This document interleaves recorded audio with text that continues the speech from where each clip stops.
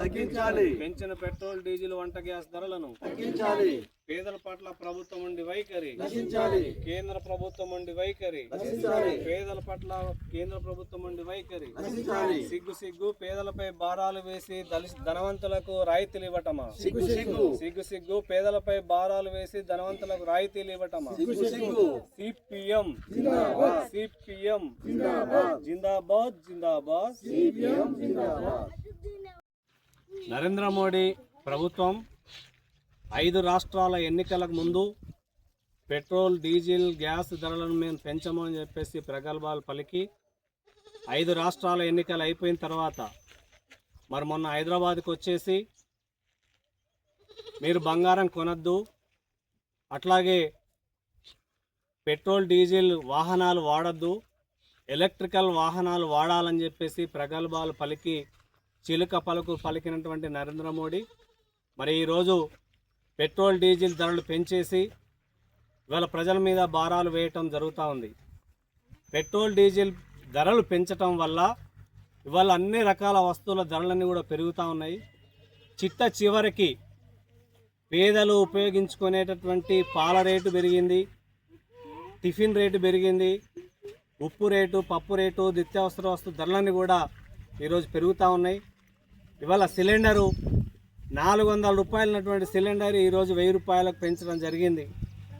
మరి అదే ధనవంతులు బలిసినటువంటి వాళ్ళకేమో ఈరోజు కోట్లాది రూపాయలు రాయితీలు ఇస్తూ ఉంది ప్రభుత్వం. కరోనా సమయంలో ఇవాళ అదానీ అంబానీ ఆస్తులు పెంచడానికి విచ్చలవిడిగా ఈరోజు ప్రజల మీద భారాలు వేసి వాళ్ళకు రాయితీలు ఇవ్వటం జరుగుతూ ఉంది. ఇది ఎంతవరకు సమంజసం అని చెప్పేసి అడుగుతా ఉన్నాం. వెంటనే పెంచినటువంటి పెట్రోల్ డీజిల్ ధరలు తగ్గించాలి. ఏదైతే అమెరికా ట్రంప్ ఏదైతే చేస్తా ఉన్నాడో ఈ యుద్ధాన్ని ఆపడానికి నీ వంతుగా నీ కృషి, నీ ప్రయత్నం కూడా చేయట్లేదు. అంటే ఈ దేశంలో అక్కడ ఉన్నటువంటి ట్రంప్ ఏ మాటలైతే చెప్తా ఉన్నాడో వాళ్ళకు వత్తస్ పలికి ఈరోజు మన దేశ ప్రజల మీద భారాలు వేయటం అనేటటువంటి సరైనది కాదు.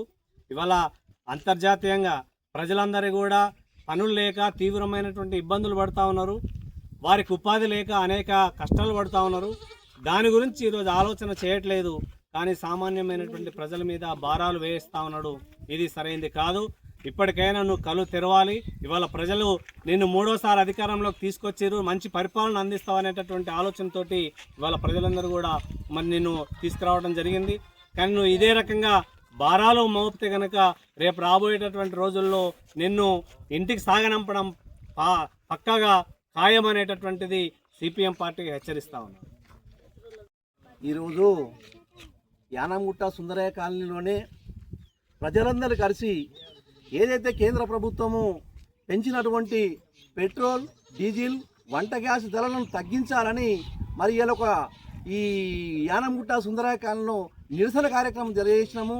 మరి మీరు ఏదైతే మొన్న హైదరాబాద్ వచ్చి అయ్యా మీరు అది బంగారం కొనద్దు, మరి పొదుపు చేయండి అని చెప్తున్నారు. నేను ఒకటే సూటి ప్రశ్న అడుగుతున్నా కేంద్ర ప్రభుత్వానికి. అయ్యా మీరు కాన్వాయి వెళితే దాదాపుగా మీ ముంగట ఒక 1000 కాన్వాయిలు వస్తాయి. ఆ 1000 కాన్వాయిలకు పడే అదనపు భారము ఇలా ప్రజల మీద మోపుతున్నారు.